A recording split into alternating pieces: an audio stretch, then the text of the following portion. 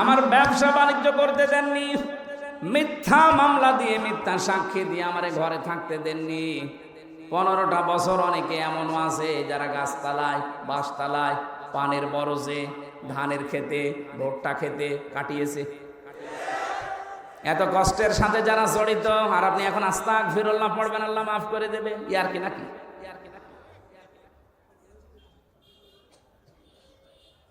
আমি শুধু শিক্ষা নেওয়ার জন্য দুই একটা জায়গায় এগুলো বলেছি যে আমাকে এই কষ্টটা দেওয়া হয়েছিল রিমান্ডে, মাটির নিচে নিয়ে, জেলখানার কন্ডেম সেলে ফাঁসির। অনেক শয়তান এখন শুনছে, বলছে জেল খেটেছে তাই কি এ কথা বলা লাগবে? শয়তান তোমারে যদি 10 দিন টাঙিয়ে রাখতো তখন বুঝতে। কত অসহায় থাকে ওখানে মানুষ জানেন আপনি? কি করেছেন ইসলামের জন্য, আপনার কি অবদান আছে বলেন তো দেখি। কেউ 8 বছর, কেউ 10 বছর, কেউ 14 বছর পড়ে আছে দুনিয়ায়, কেউ জানে না কি কষ্ট স্বীকার করেছে। এক একটা মানুষ, একটা দিন যায় মনে হচ্ছে 2 বছরের সমান। কেউ নেই আপনার আশপাশে, 24 ঘন্টা এতটুকু জায়গায় তালা মারা বসে থাকবেন, কতটুকু সময় পারবেন বলেন? ফখরুল ভাইয়ের কথা শুনছিলাম, উনি আমার কন্ডেম ছেলে, আমার ছেলেই ছিল। আচ্ছা হামজা তোমার সাথে কি করেছে আমি জানি না, আমার পায়ের ভেতর দিয়ে হাত দিয়েছে।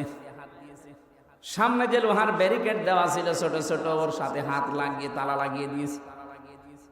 আরে ভাই 2-5 মিনিট পরে খুলে দে না, বছরের পর বছর 1.5-2 মিনিট সময় দিল টয়লেট করার জন্য। সকালে কয়েকটা পচা ছোলা দিয়েছে, তো পচা, পারলে খান না পারলে ফেলে দেন। দুপুরে 1 মুঠ ভাত দিয়েছে, তা মনে হচ্ছে মাখিয়ে দিয়েছে। কয়দিন আপনি পারবেন, কয় সপ্তাহ পারবেন? 8 বছর, 10 বছর, 14 বছরের লোক পেয়েছি আমি।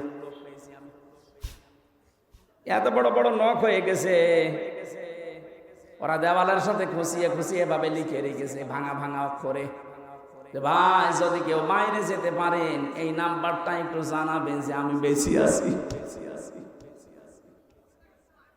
এখনো পর্যন্ত অনেকে জালেমের সাফাই গায়ের বলে কি হয়েছে যে ওনার পালানো লাগলো, কি হয়েছে? আপনার সাথে তো হয়নি, আপনি টের পাবেন না। এই লোকটাকে জিজ্ঞাসা করেন। যাদের সাথে হয়েছে তারা যদি বলে যে আমি মাফ করে দিলাম, আমার কোনো দায় নেই, এটা আমারটা হবে না, আমার টাকা ফেরত দেওয়া লাগবে। আর আমার মতো 3 বছর ফাঁসির কন্ডেম ছেলে বিনা কারণে পড়ে থাকা লাগবে, তাও যোগাযোগ বিচ্ছিন্ন হয়ে। এমনি দুঃখে বলছি না, আমার ছোট মেয়েটা আজ পর্যন্ত আমার কাছে আসে না, আমার চেনেও না। কি করেছিলাম আমি? তার আমি 7 মাস রেখে গেছি, এখন তার বয়স 4.5 বছর। মনে করে এরকম হামজার মতো বহু হুজুর আমাদের বাড়িতে দেখা করতে আসে, এমন হয় ওরকমই একটা হুজুর। যেদিন আমি জেল থেকে বাড়িতে আসলাম, নিচে এসে আমার বলছে হুজুর চলেন আমাদের বাড়িতে চলেন। আমি যে ওর বাবা, ও জানে না, মনে করছে আর একটা হুজুর।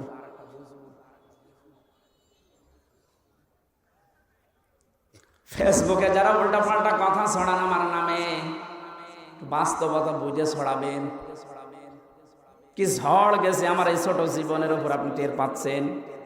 হ্যাঁ, আমি আল্লাহর জন্য সব সহ্য করেছি, মাফও করে দিয়েছি, কিন্তু আমার টাকার বিষয়টা আমি মাফ করব না। টাকা আমার ফেরত দেওয়া লাগবে, কারণ এটা আমার নিজের টাকা না, আমার বাবার টাকা।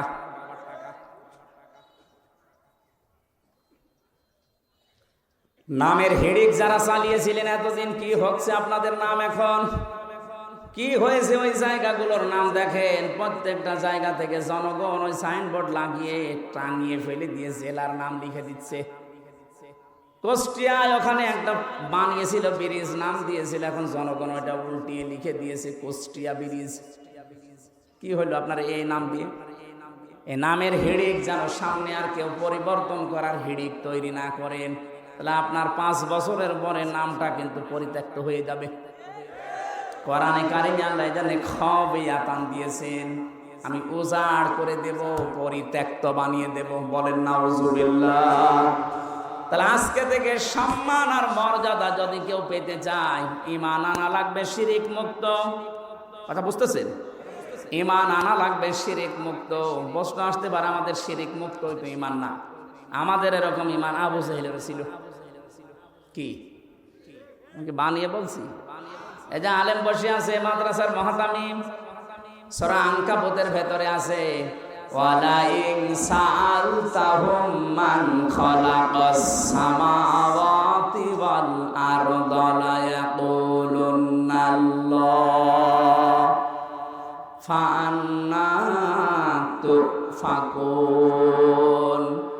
রব্বুল আলামিন বলেন, হে নবী, ওদেরকে যদি জিজ্ঞাসা করেন আকাশ আর জমিন চন্দ্র সূর্য কে বানিয়েছে, লা ইয়াকুলুন্নাল্লাহ, লামে তাকিদ নুনে সাকিলা গ্যারান্টি দিয়ে বলবে আল্লাহ বানিয়েছে।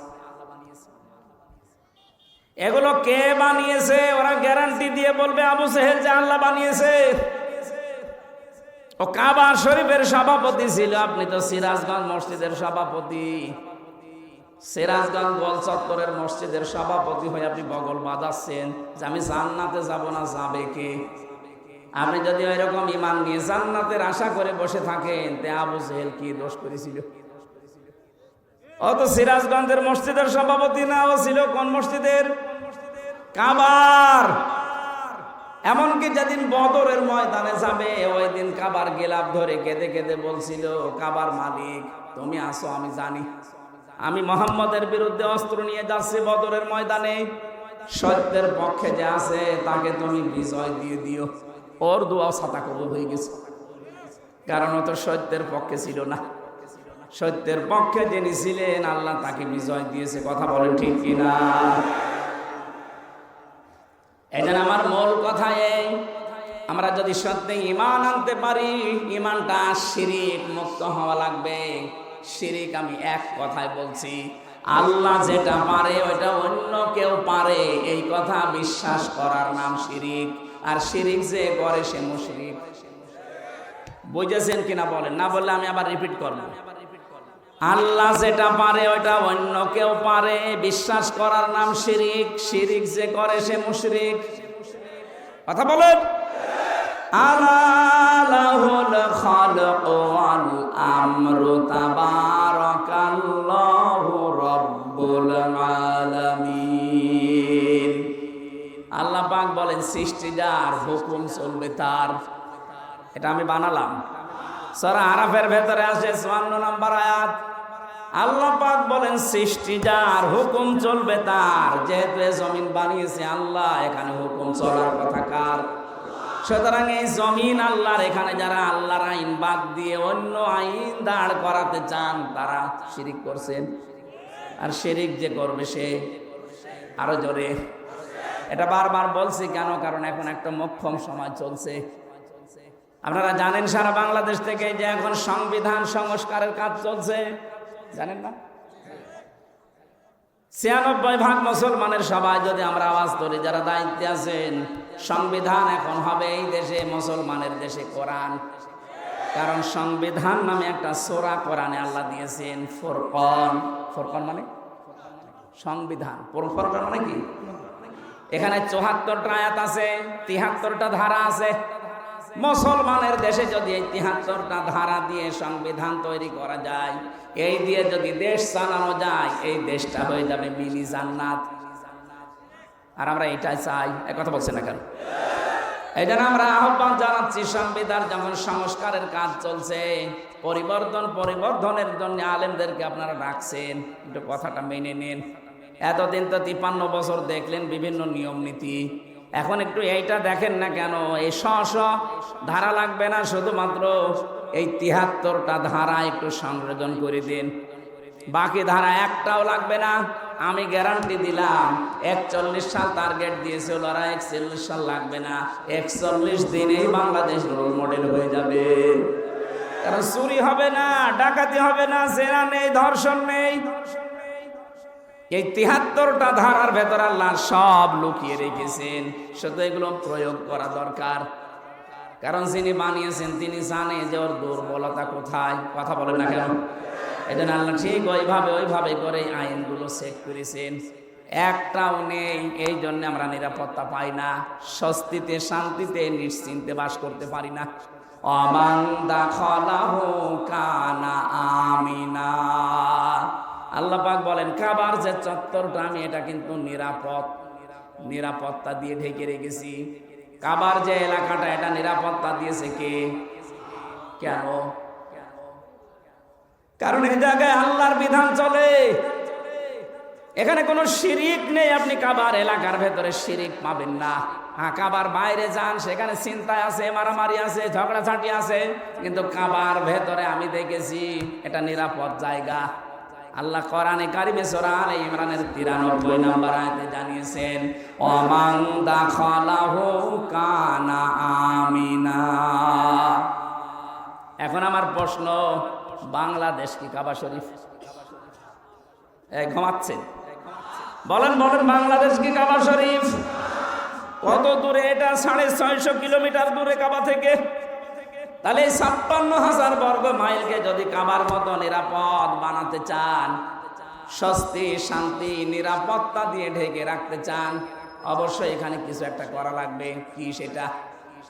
সূরা আনআম 82 নম্বর আয়াত, 7 নম্বর পারা, 17 নম্বর পৃষ্ঠার 1ম নম্বর লাইনে আল্লাহ দিয়েছেন, আল্লাযীনা আমানু ওয়া লাম ইয়ালবিসু ঈমানাহুম বিযুলমিন উলাইকা লাহুমুল আমনু ওয়া হুম মুহতাদুন।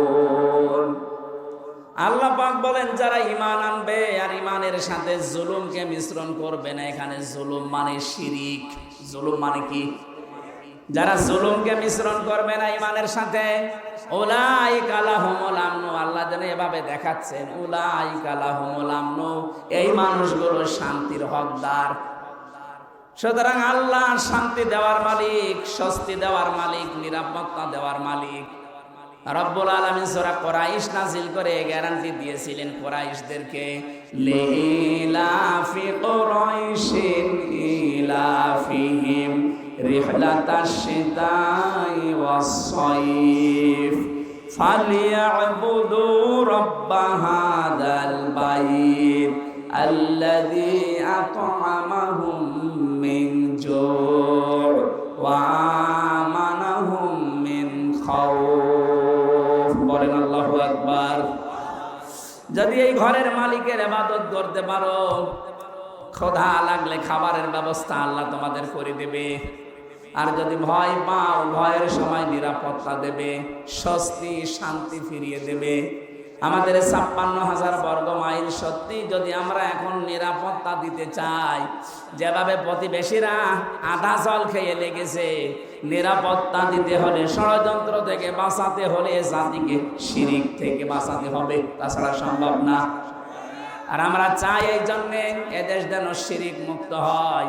বহু চেষ্টা আমরা বিভিন্ন কায়দায় চালাচ্ছি, কিন্তু জাতি এত অজ্ঞ, বিশেষ করে মেয়েরা। আবার শোনেন, আল্লাহ যেটা পারে ওটা অন্য কেউ পারে, বিশ্বাস করার নাম শিরিক। শিরিক যারা করে তারা সন্তান দিতে পারে কে? অন্য কেউ পারে। বিশ্বাস যারা করেন তারা কিন্তু শিরিক করছেন। আমি একটা উদাহরণ দিলাম না, আইন দিতে পারে আল্লাহ।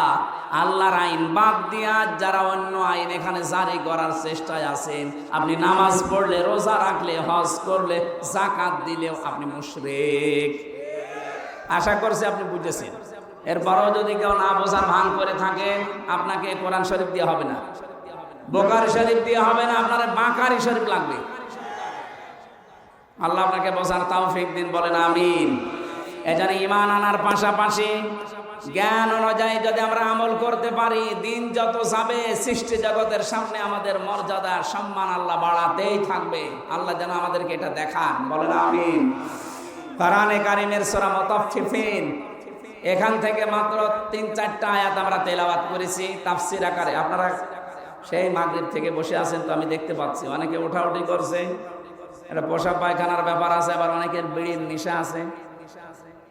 বিড়ি খাওয়ার যাদের নেশা আছে, এই মানুষগুলো তো উঠবে, এদেরকে আপনি ওয়াজ করে ঠেকাতে পারবেন না। সুতরাং যাদের পোশাক পায়খানা, বিড়ি খাওয়ার খুব নেশা লেগেছে, আপনি খেয়ে আবার চলে আসবেন। একেবারে চলে যেন না, খেয়ে আবার চলে আসবেন। আসবেন তো? আচ্ছা, ইনশাআল্লাহ। আমরা কোরআনে কারীমের সূরা মুতাফফিফিন, এই খুব ভালো করে শুনবেন, এটা একটা আমাদের সামাজিক জীবনের কাজ।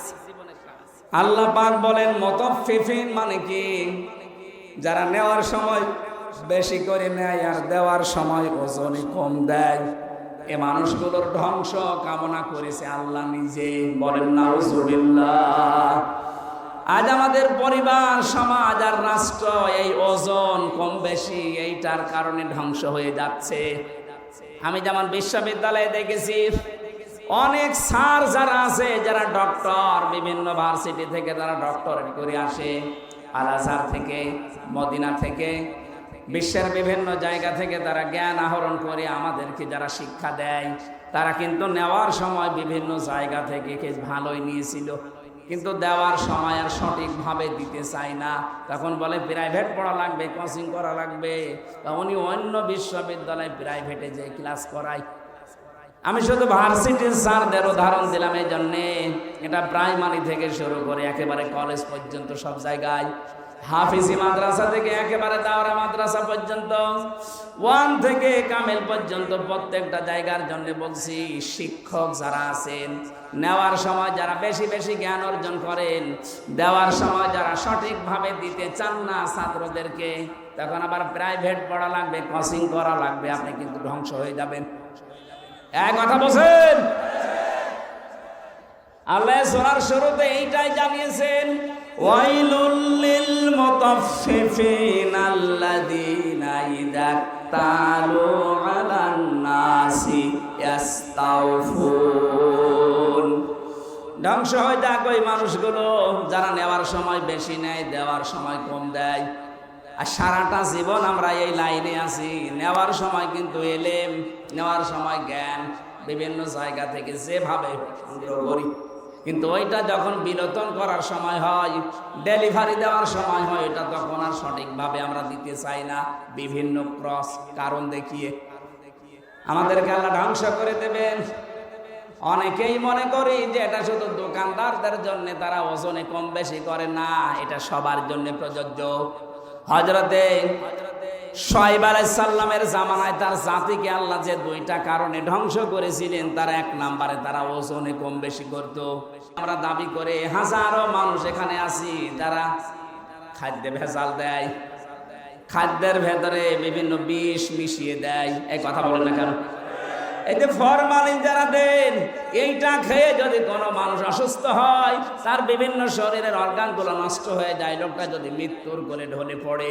আপনি তো ফলের ভেতরে, সবজির ভেতরে, খাদ্যের ভেতরে ফরমালিন দিয়েছিলেন, বিষ দিয়েছিলেন, ঔষধ দিয়েছিলেন, কিন্তু কিয়ামতে আপনি যখন উঠবেন তখন মানুষ হত্যাকারীর তালিকায় উঠবেন। আমি তো আয়াত পড়ার পরে দেখতে পাই বাংলাদেশে বহু মানুষ হত্যাকারীর তালিকায় কিয়ামতে উঠবে। কথা বলেন ঠিক কিনা? এজন্য খুব সাবধান, এই জায়গায় কোনো খাদ্যে ভেজাল দেবেন না। খাদ্যের কৃত্রিম, এই যে বিভিন্ন মানুষ টাকা পয়সার জন্য এগুলো সংকট তৈরি করেন। আপনি যে কত বড় অপরাধী আল্লাহর কাছে আপনি টের পাচ্ছেন না। যারা খাদ্যের কৃত্রিম সংকট তৈরি করে মানুষকে কষ্টে ফেলে রাখেন, আল্লাহ পাক বলেন যখন মানুষ খাবার থাকার পরেও সংকট তৈরি করে, যখন আমার আরশ কেঁপে যায়। কারণ পৃথিবীতে সবচাইতে বেশি আদর আর মহাব্বত করে বানিয়েছিলাম আমার বান্দাকে। এই বান্দা বান্দিদেরকে যারা জিনিস থাকার পরও কষ্ট দেয়, ওদেরকে আমি আল্লাহ ঘৃণা করি। বলেন নাউজুবিল্লাহ। বাংলাদেশে এটা মাঝে মাঝে আমরা দেখি, সম্পদ থাকার পরও, খাদ্য থাকার পরও কৃত্রিম সংকট তৈরি করে মানুষকে কষ্টে ফেলে দেয়।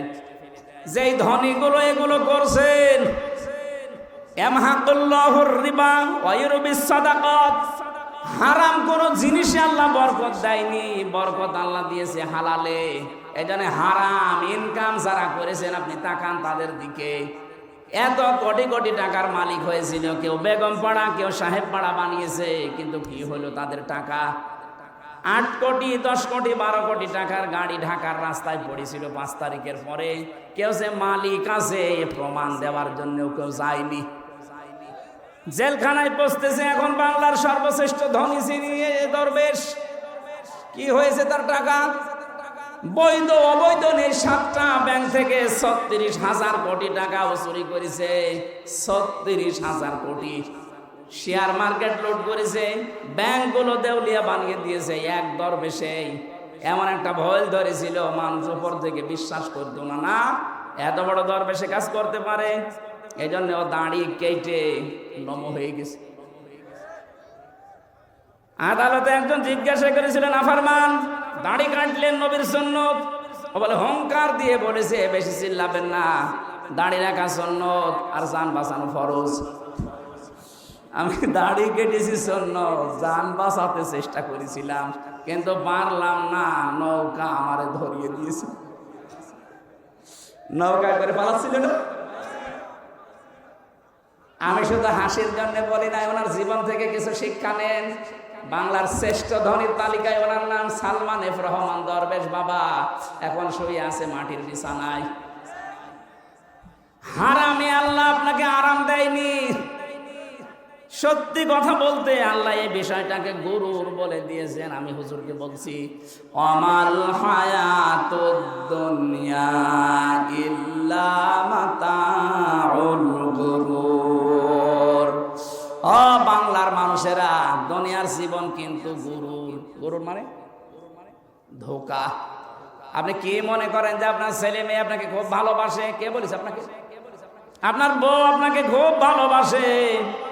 আজকে বাড়িতে যদি একটু মরার ভান করে বলেন যে আপনার স্বামী তো মারা গেছে, যে খাটের ওপরে আপনি থাকেন, এই খাটের নিচে তাকে আমরা মাটি দেব, আল্লাহর কসমে দেশের কোনো বউ রাজি হবে না।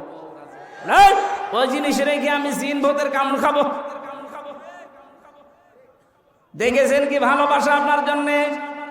আপনার সন্তান, আপনার মা বাবাও ধোঁকা, আপনার মা বাবা আপনার জন্য ধোঁকা। অনেকে মা বাবার মুখে হাসি ফোটাতে, ছেলে মেয়ের মুখে হাসি ফোটাতে, স্ত্রীকে সুখে রাখতে হালাল হারাম দেখে না। বাবা শাহজালাল, সব হালাল। কি হবে জানেন আপনি? আমি বাস্তব বলছি। 200 বছর পর, মাত্র কত বলেন বলেন, মাত্র 200 বছর পরে যদি আজকের এই প্রধান অতিথি উনি যদি এই গ্রামে ঘুরে আসে 200 বছর পর, তখন তো এখানে আর আমরা একজনও থাকবো না। কি 200 বছর পরে ওনাকে আল্লাহ যদি আবার বাঁচিয়ে বলে যা দুনিয়া দেখে আয়, উনি এসে যদি এই সিরাজগঞ্জের এই বেলকুচিতে ওনার বাড়িতে এসে বলে 2 তলা বিল্ডিং আমার, ওই সময় যারা এখানে বসবাস করবে ওনার ঘাড়ে ধাক্কা দিয়ে বের করে দেবে। কে আপনি? আমি কি বেশি বলছি? আপনি ফিরে এসে দেখেন, শুধুমাত্র আপনাকে পরিচয় দিতে গেলেই মারবে, বলবে আপনার থাকা জায়গা নেই, এই জন্য এরকম ভণ্ডামি করছেন। গ্রামে মসজিদ আছে, ওখানে বারান্দায় রাতটা থাকেন, সকালে ফোটেন, এইটা বলবে আপনার নিজের পরবর্তী প্রজন্ম। আরে ভাই, আমার 3 পুরুষের পরে আমি আর চিনি না। আমার বাবা রিয়াজউদ্দিন, তার বাবা জাহান আলী, তার বাবা নমাজউদ্দিন, এরপরে আমি আর চিনি না। সত্যি কথা বলছি, আমি চিনি না। কারণ এর পরে যে কারা আছে, ওকে হিন্দু না মুসলমান তাও জানি না। খুব বেশি হলেও না 100 বছর হবে। আমার বাবার বাবার বাবা 3 পুরুষ, এরপরে আমি আর চিনি না। এখন ওই নমাজ আলী সর্দারের যিনি ছিল বাবা, কে আমি তো জানি না। উনি যদি এখন এসে কুষ্টিয়ায় বলে যে এই ভিটা আমার, এই বাড়ি আমি বানিয়েছিলাম, এই জমি জায়গা আমার করা, ওর দাঁত খুলে ফেলবো না। ভণ্ডামি করা জায়গা পান না। কে আপনি? যদি বলে আমি নমাজ আলীর বাবা, নমাজ আলী তো চিনি না।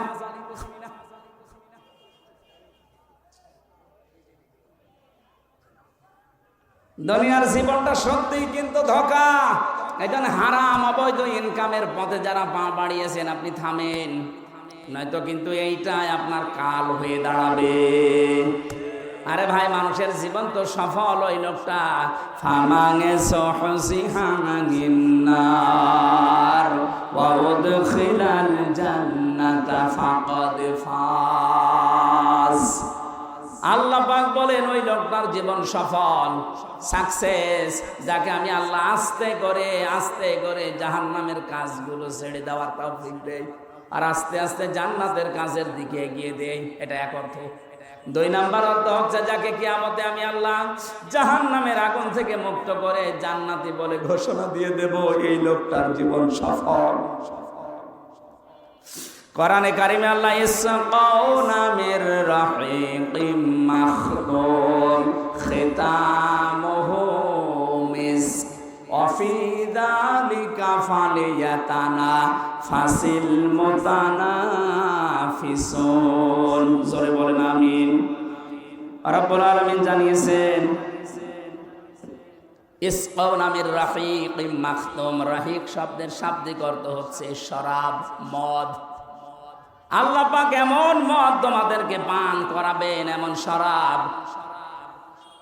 এই মদের বর্ণনা আল্লাহ দিয়েছেন খিতামুহু মিসকুন, মিস্ক আম্বর দিয়ে যার মুখটা আটকানো থাকবে। আজ পর্যন্ত ওই মদের বোতল কেউ খোলে নাই। মদের বোতল এমনিতেই গন্ধ হয়ে যায় যদি আটকে রাখেন কোনো জিনিস, এটা পৃথিবীর নিয়ম।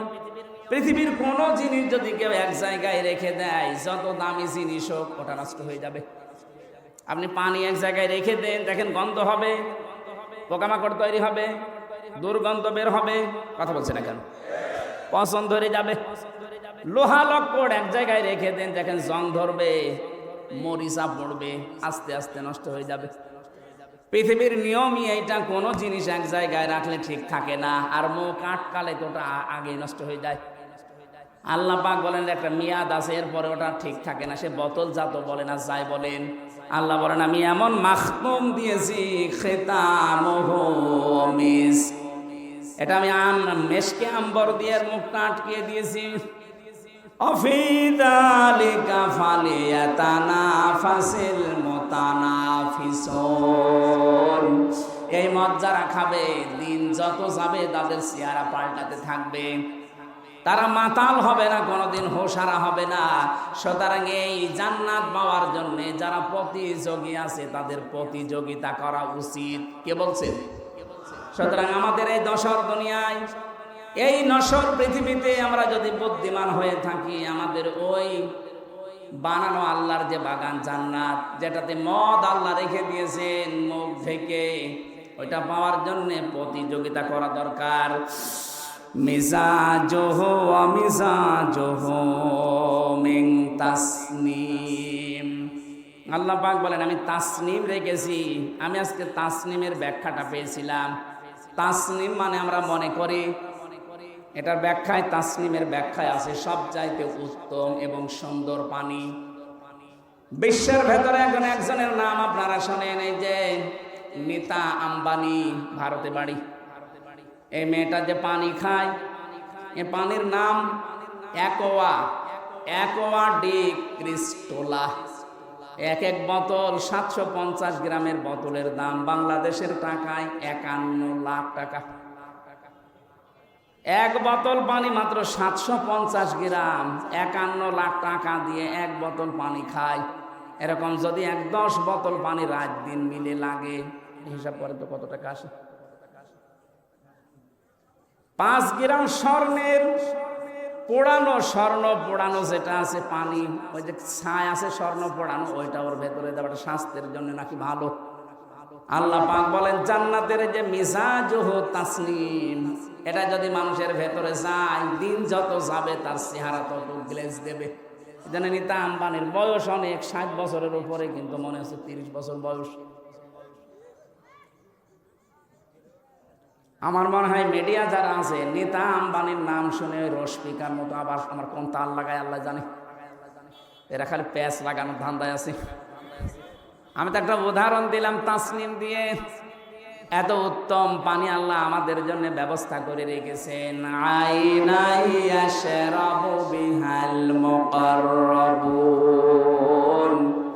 যারা আল্লাহর সান্নিধ্য প্রাপ্ত বান্দা হবে, তাদেরকে আল্লাহ এই আইনুন মানে ঝর্ণা, এখান থেকে পান করাবে। জোরে বলেন আমিন।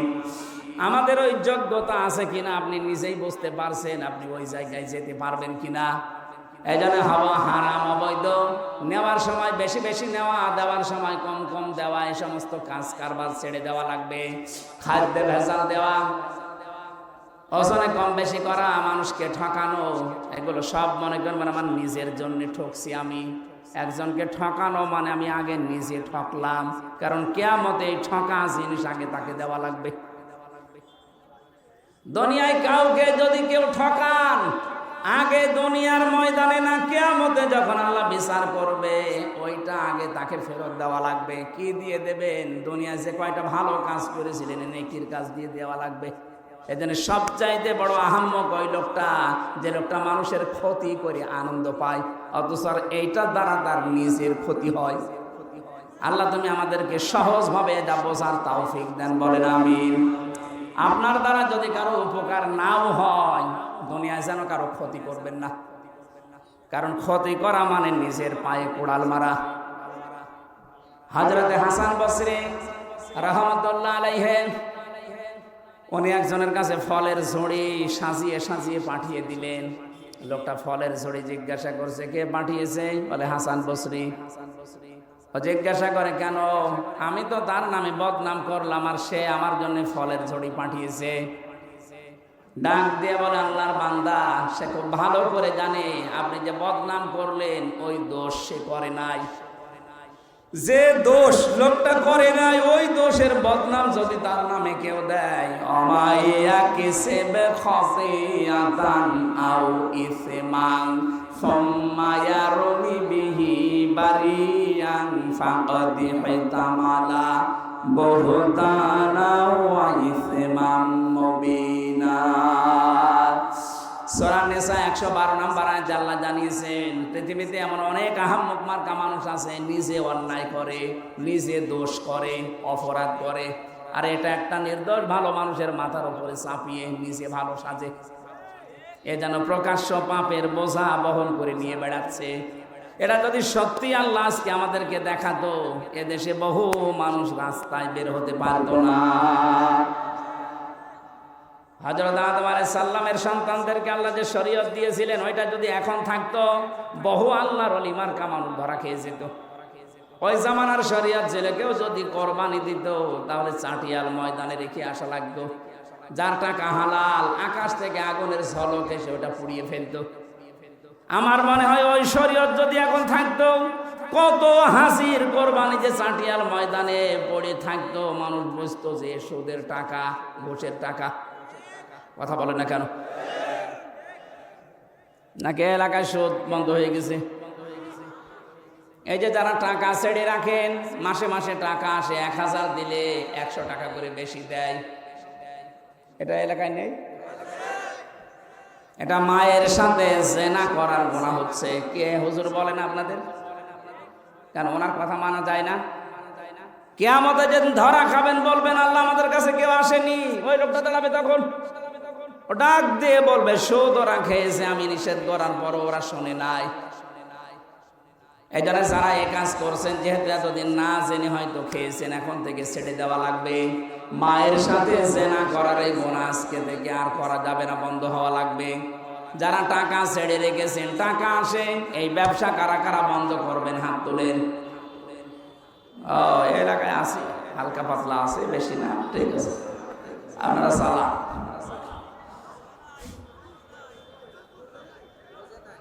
আমাদের যেখানে দৌড়ানোর কথা, প্রতিযোগিতার কথা আল্লাহ জানিয়েছেন, ওই প্রতিযোগিতায় লিপ্ত হওয়া আমাদের এখন সময়ের দাবি। যাই আছে জমিন ঠিক থাকবে ভাবে আপনি আর আমি 100 বছর পরে আর কেউ থাকবো না। সুতরাং সেটা আল্লাহ বানিয়েছেন, ওই জমিনের দিকে আপনি দৌড়াবেন, তার নাম বাগান, জান্নাত।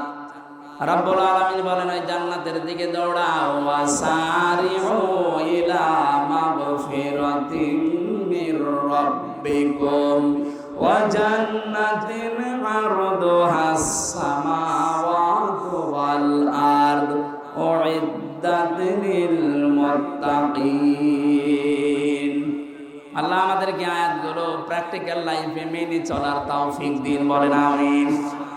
আমি ছেলে বসে বসে যে কয়টা বই লিখেছিলাম, তার ভেতরে একটা আমার কাছে আছে আজকে এই গাড়িতে, সৃষ্টি জগৎ নিয়ে লেখা।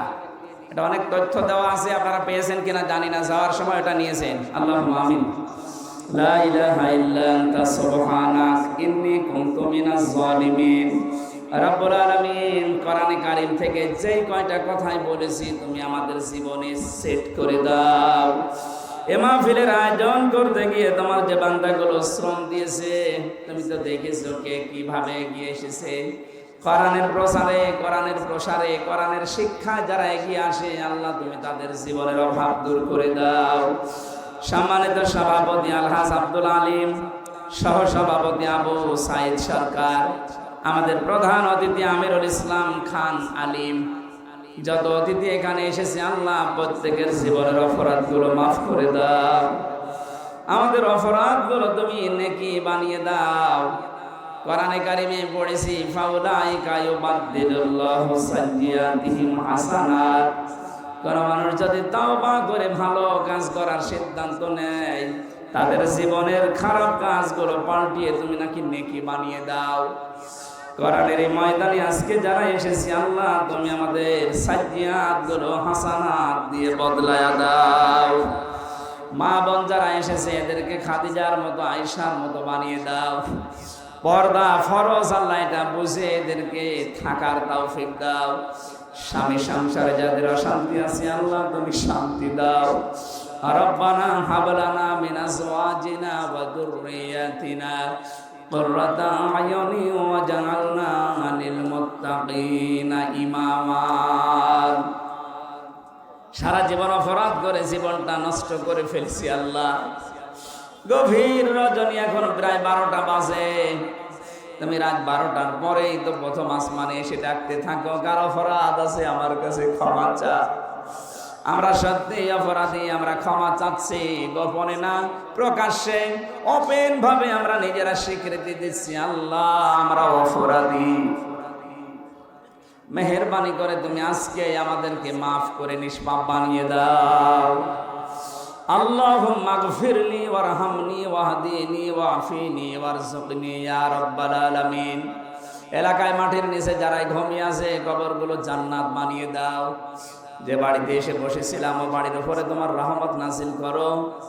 আল্লাহ তাআলা আমি সহ যারা অসুস্থ আছি, এই 3টা বছর জেলখানায় আমি অসুস্থ হয়ে পড়েছি, মেহেরবানি করে তুমি আমাদেরকে শেফায়ে কামেলা আজেলা দিয়ে দাও। আল্লাহুম্মা রাব্বিরহামহুমা কামা রাব্বায়ানি সাগীরা। আল্লাহ তাআলা শহীদ প্রেসিডেন্ট জিয়াউর রহমানের নামে দোয়া চেয়েছি, কবরে তাকে তুমি মাফ করে জান্নাত দিয়ে দাও। তার শত সন্তানরা দুনিয়া থেকে বিদায় নিয়েছে, আমার আরাফাত ভাইকে তুমি মাফ করে দাও। জনাব তারেক রহমান, আল্লাহ তাআলা দেশের সন্তান মায়ের বুকে তুমি আবার ফিরিয়ে দাও। যত মানুষ এই দেশের জন্য জীবন দিল, ছাত্র ভাই এবং বোনেরা, শাহাদাতের উচ্চ মর্যাদা মাকাম তাদেরকে দান করো আল্লাহ। একটা স্বাধীন দেশ আমাদেরকে যারা উপহার দিতে গিয়ে তাদের পা হারিয়েছে, হাত হারিয়েছে, চোখ হারিয়েছে, আল্লাহ তুমি জিন্দা শহীদ হিসাবে তাদেরকেও কবুল করো। এ পরিবারে সমাজে তারা বোঝা হয়ে আছে, আল্লাহ তুমি তাদের বোঝাগুলো দূর করে দাও। মরণ কার কখন আসে জানি না, আজরাইল আসার সঙ্গে সঙ্গে যেন পড়ি লা ইলাহা ইল্লাল্লাহু। এই কথা বলে না কেন? ঠেলায় পড়লেও বাঘেও ধান খায়, ও ধান খাবে এবার। আমি যে কথা বলতে পর্যন্ত এসেছিলাম, সম্মান মর্যাদা যদি সত্যি আমরা ফিরে পেতে চাই, দিন যত যাবে বাড়তেই থাকবে। আপনার ইমানটাকে শিরিক মুক্ত করবেন। তাজ্জিবিনা মানে শিরিক মুক্ত ইমান।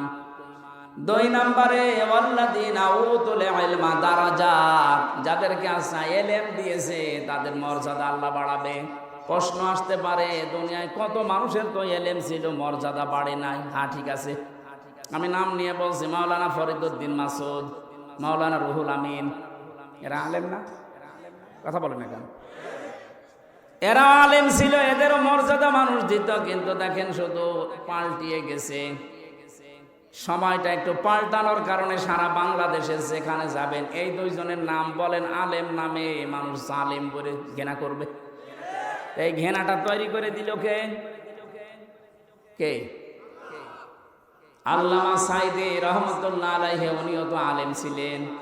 উনি দুনিয়ায় নেই, তারপরও সারা পৃথিবীতে তার নামে দোয়া হচ্ছে।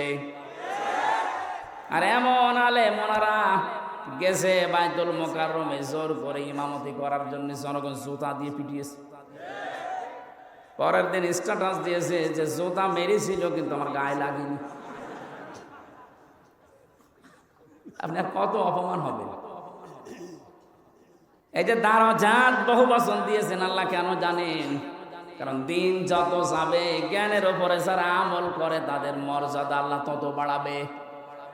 যারা যতটুকু জ্ঞান পেয়ে আমল করেছে, আপনি তাকান, তাদের মর্যাদা আল্লাহ বাড়িয়ে দিয়েছে। আল্লামা জনায়েদ বাবুনগরী রহমতুল্লাহ আলাইহি, তার নাম শুনলে মানুষ এখন দোয়া করে। আল্লামা শাহ আহমেদ শফি রহমতুল্লাহ আলাইহি তার নাম শুনলে মানুষ দোয়া করে, আর এরা জীবিত থাকতে দোয়া তো দূরের কথা, জুতা খায়। এখানে জ্ঞান অনুযায়ী আপনাকে কাজ করা লাগবে। জ্ঞানের বাইরে যদি কাজ করেন, হয়তো ভয়ে অথবা বিভিন্ন স্বার্থের কারণে মানুষ আপনাকে সম্মান দেবে, কিন্তু দিন যত যাবে আপনাকে আল্লাহ পচাবে। কথা বলেন না কেন?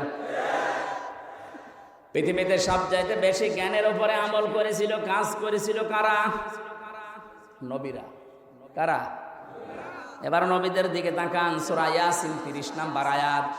ইয়া হাসরাতান আলাল ইবাদ মা ইয়াতিহিম মির রাসূলিন ইল্লা কানু বিহি ইস্তাহজিউন।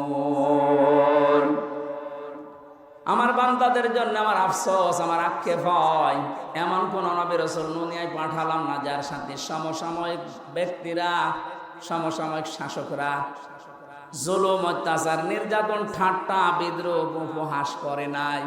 এ কথা বলছে কে? আরো জোরে বলেন। নবীদের চরিত্র খারাপ ছিল, মানুষকে কষ্ট দিত। কেন? তাদের উপর অত্যাচার। একটাই কারণ, আমি প্রত্যেকটা নবীর জীবনে অন্তত যতগুলো কোরআনে পেয়েছি, পড়ে দেখেছি, প্রতিটি নবীর জীবনে একই অবস্থা, কারণ তারা জ্ঞানের উপরে আমল করত। কথা বলে না কেন? জ্ঞানের উপরে আমল করতে গিয়ে অনেকের নাম পর্যন্ত তারা হারিয়ে ফেলেছে।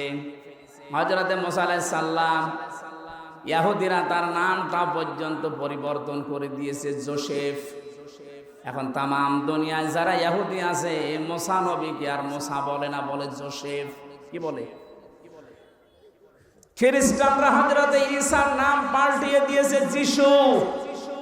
250 কোটির উপরে খ্রিস্টান তামাম দুনিয়ার 257টা রাষ্ট্রে কম বেশি আছে। আপনি যেখানে যাবেন দেখবেন ঈসা নবীকে ওরা ডাকে, কিন্তু ঈসা আলাইহিস সালাম বলে না, ঈসা ইবনে মারিয়ামও বলে না, বলে যে যিশু। কি বলে? বলেন। আমাদের জাতির পিতা হযরতে ইব্রাহিম আলাইহিস সালামের নাম তারা পাল্টিয়ে দিয়েছে আব্রাহাম।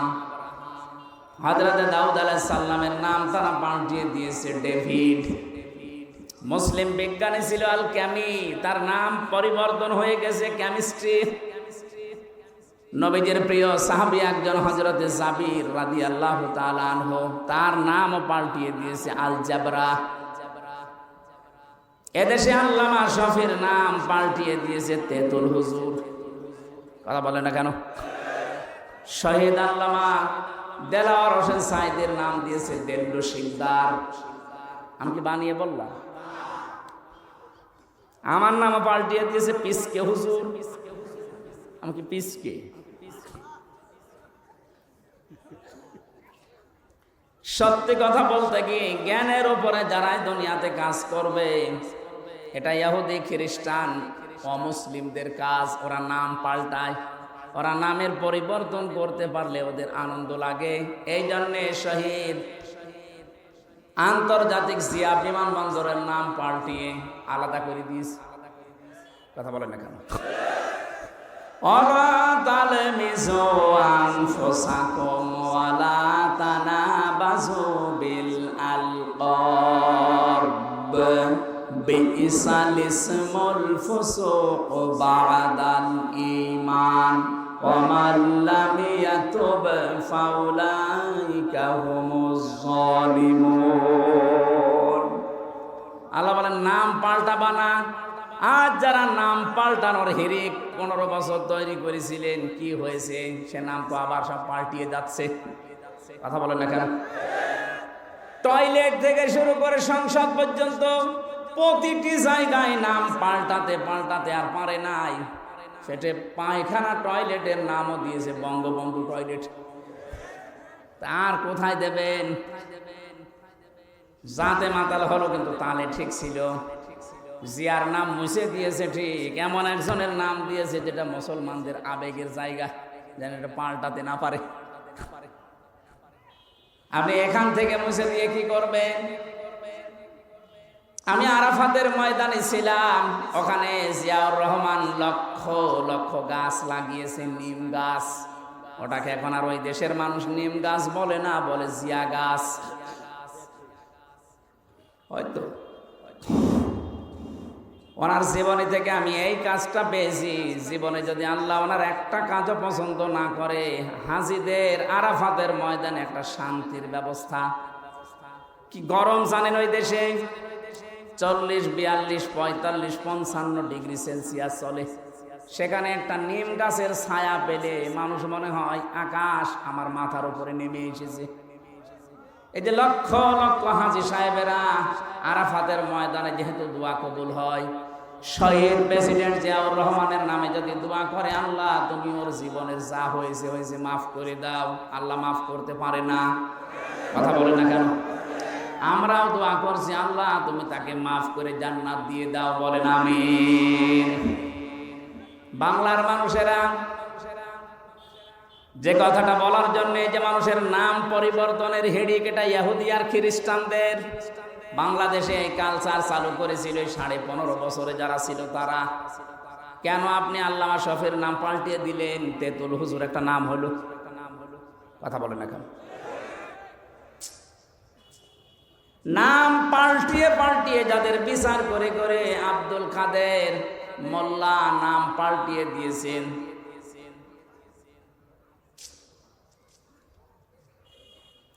যেই ময়দানে দাঁড়িয়ে বিচার করেছিলেন ওই ময়দান আবার রেডি হয়ে গেছে। এতদিন যাদের বিচার করেছেন সোনা সাক্ষীর উপরে, এখন আপনার গণহত্যার জন্য বিচার হবে দেখা সাক্ষীতে। পৃথিবীতে যারা গণহত্যার সাথে জড়িত, আমি তাদের জীবনী পড়ে দেখেছি। এত ঘৃণিত করে আল্লাহ দুনিয়ায় তাদেরকে রেখেছে। হিটলার, চেঙ্গিস খান, কথা বলছেন না কেন? ওরা যদি গণহত্যার সাথে জড়িত হওয়ার কারণে ওদের আল্লাহ ঘৃণিত করে দেয়, নিন্দিত করে দেয়, এখন কি কেউ হিটলার ছেলের নাম রাখে? Genghis Khan? বলেন বলেন। আপনি যা করেছেন আপনার নাম সুন্দর হতে পারে, যোগের আবর্তনে, কালের আবর্তনে দেখবেন সময় একদিন আসবে আপনার নামটাই গণহত্যার কারণে চেঙ্গিস খানের মতো, হিটলারের মতো ঘৃণিত হয়ে যাবে। যাদেরকে আপনি করেছিলেন তাদের নাম তো ঘৃণিত হয়নি, এখন তাদের নাম শুনলে মানুষ রহমতুল্লাহ আলাই পড়ে। 50 বছর পার হোক, আমরা যেহেতু এখানে আর 100 বছর পরে কেউ থাকবো না, নতুন প্রজন্ম এই জমিন চাষ করবে, দেখবেন ওই জামানায় মানুষ এটাকে গালি হিসাবে ব্যবহার করবে, চেঙ্গিস খানের মতো। কথা বলেন না কেন? কারণ যারা জুলুম করে সবচাইতে বেশি আল্লাহ পাক তাদের দিকে তাকিয়ে থাকেন। অলা তাহসাবান্নাল্লাযীনা তাহসাবান্নাল্লাহা গাফিলান আম্মা ইয়ামালুজ যালিমুন। সূরা ইব্রাহিম 13 নম্বর পারা 19 নম্বর 12 নম্বর লাইনের 42 নম্বর আয়াতের প্রথম অংশে আছে। আল্লাহ পাক বলেন, হে নবী আপনি কি মনে করেন যে জালেমদের কোনো খোঁজ আমি রাখি না? সবচাইতে বেশি খোঁজ খবর রাখি আমি জালেমদের। কাদের? এজন্য যারা জুলুম করেছিলেন এই জামানায়, বিশেষ করে 15.5 বছরের জুলুম মানুষ বলতে পারে না, আমি তো পারি না, কারণ আমি নিজে শিকার। কথা বলেন না কেন? 3টা বছর আমি কিচ্ছু জানি না এই বিষয়ে, কেন আমাকে এই জুলুমের শিকার করলেন? সবাই মাফ করে দিলেও আমার মামলার আয়ু থেকে শুরু করে একেবারে টপটপন যারা জড়িত, একটাকেও আমার ক্ষমা নেই। ক্ষমা করতে পারি, আমি যা করেছিলাম ওই কাজ আপনাকে করা লাগবে। 3 বছর ফাঁসির কন্টেম ছেলে থাকবেন, আর 30 থেকে 32 লাখ টাকা আমার বাবার কাছ থেকে নিয়েছেন, ফেরত দেওয়া লাগবে। সেদিন মামলার আয়ু কল দিয়ে বসে, হুজুর মাফ করে দিয়ে, মাফ করে দিয়েছি, টাকা ফেরত দিন। টাকা ফেরত দেবেন না, মাফ চাবেন মানে? শুধু আমি হামজা না, এরকম হাজার লক্ষ হামজা ভিকটিম আছে, যার কাছে যারা অপরাধ করেছেন তার কাছে যে আগে ওই টাকা ফেরত দেবেন, ক্ষতিপূরণ দিয়ে বলবেন আস্তাগফিরুল্লাহ। কথা বলেন না? এখানে বহু মানুষ আমরা এমন আছি, এই 15.5 বছরে যে জায়গায় ওঠার দরকার আমি ওই পর্যন্ত উঠতে পারিনি, ওই পর্যন্ত উঠতে পারিনি, ওই পর্যন্ত উঠতে পারিনি, ওই পর্যন্ত উঠতে পারিনি, ওই পর্যন্ত উঠতে পারিনি, ওই পর্যন্ত